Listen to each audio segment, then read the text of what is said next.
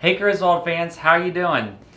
So I'm Joey Suarez. I'm here for the Q&A today for all the questions that you submitted on my Facebook page, Griswold Delaware and Griswold Delaware group. So here we go. Let's start answering some questions for you. Lisa Stoltz asks, how did you get started doing the fabulous Griswold house? Well, Lisa, I started Griswold Delaware 12 years ago when I lived in the city of Delaware. I started off with, I think my 2008 was 19,000 lights. And then every year I added, there was a couple years in between that I didn't do due to just being busy with work or actually in between houses. I started Griswold Delaware 12 years ago and it has grown ever since. I mean, the biggest I got at my last house was 53,000 lights. And as you can see, this year I have 130,000 lights. So this house obviously takes a lot more lights to cover. But yeah, that's a little bit of background about Griswold, Delaware, and how I started. Rob Schmidt and many others asked, does your electric bill go up during the Christmas season by a ton? Rob, yeah, it goes up a little bit, but it's only about, honestly, about $100 more than the normal usage. This year it should be lower because I'm almost 100% LED. I'm about 98% LED this year. Last year I was about 50 or 60% LED. I didn't get LED lights for actually the energy savings. I actually got LED lights because I can add more lights.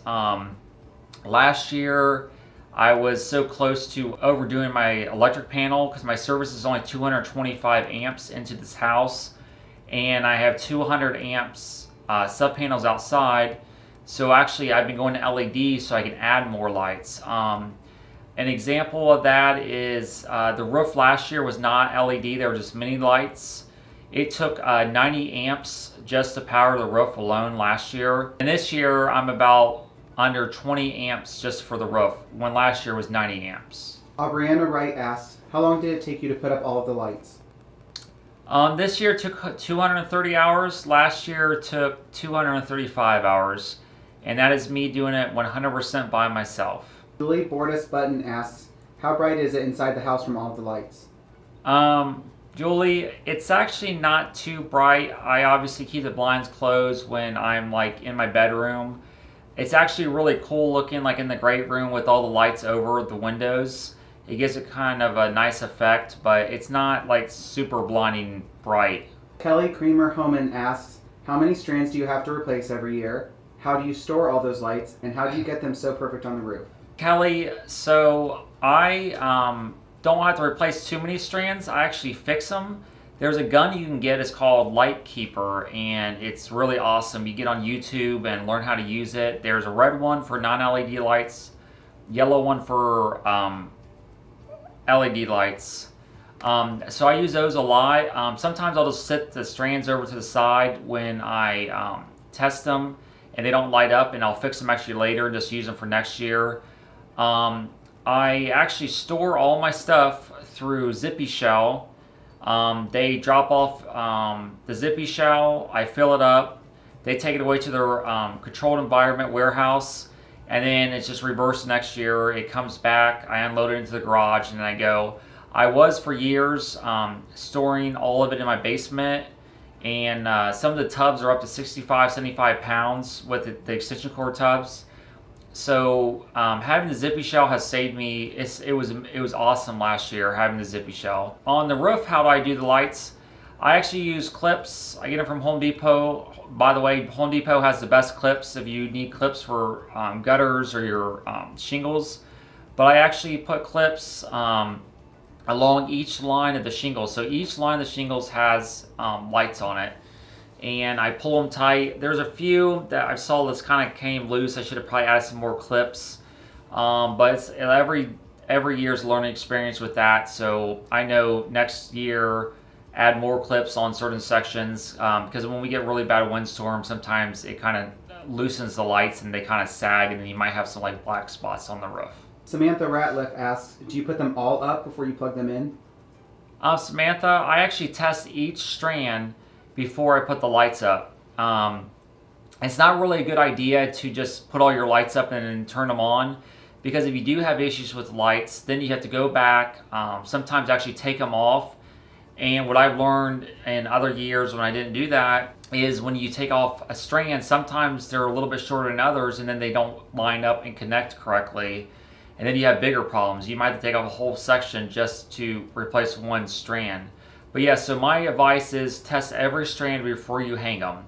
And if you have one that's not working, put it to the side, get all the strands that are working, and then worry about those ones later. Elizabeth Meese asks, do you have any plans to add anything next year? Elizabeth, yes. So next year, my goal is to add 2 more mega trees to the light show. And I would love to also add like these little archways things that go in your yard that connects to my new light show also. I would like to outline the property with that. And my ultimate goal is to cover the grass with lights. This past year, due to the rain that we were getting, lots and lots of rain in the fall, it actually threw me behind schedule. So I wasn't able to do the grass covering like I really wanted to do. Jody Rollins asks, do you still have your donation box to leave some money towards expenses? Yes, Jody, I do have the donation box. That was actually started probably 8 years ago. It was asked for by some fans. But yes, I still have the donation box out front of my house. It's totally optional. You can put a donation in there, and I also have a PayPal account that people have been donating to me through there also. Cody Wibley asks, considering the amount of time and effort with all the lights you have used, how big do you dream of going with your Christmas light show? In addition to what other ideas do you have in store for your fans for, say, next year or even years to come? Cody, so next year I'm planning on, like I said before, doing 2 more mega trees, which I can fit on the side of the house, and covering the grass. And then I would like to make the woods all red on my side of the stream, something like that. I would like to start adding some figures, some cool stuff. But obviously you can see I'm running out of room already. But I mean, it just depends on what's available. I think I'm going to be focusing a lot more on like the light show stuff for the yard. Kind of add to that, kind of make some cool stuff for that. You can do all kinds of stuff with the program I bought. So over the years, I think I want to add just a little bit more to that to kind of give it some effects. But that's kind of what the plans are right now. I mean, honestly, it just depends on what's made and what's out there over the next few years, which LED stuff has just been blowing up with all kinds of stuff. So I guess, like I said, my biggest thing next year would be the 2 mega trees and covering the grass would be my ultimate goal if the weather is permitted enough for me to get that done. All right, Griswold fans, that is all the questions for tonight that you guys sent my way. Make sure to add me on Griswold Delaware group.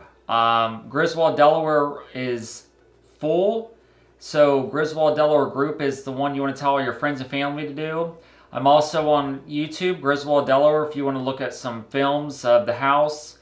I'm also on Instagram, Griswold Delaware. So make sure to spread the word, tell all your friends and family, neighbors, whoever you want, so everyone can get enjoyment out of it. My lights will be on until January 2nd, and the hours will still be 5:30 to 12. I hope to see you all soon, and I hope you all have a wonderful Christmas.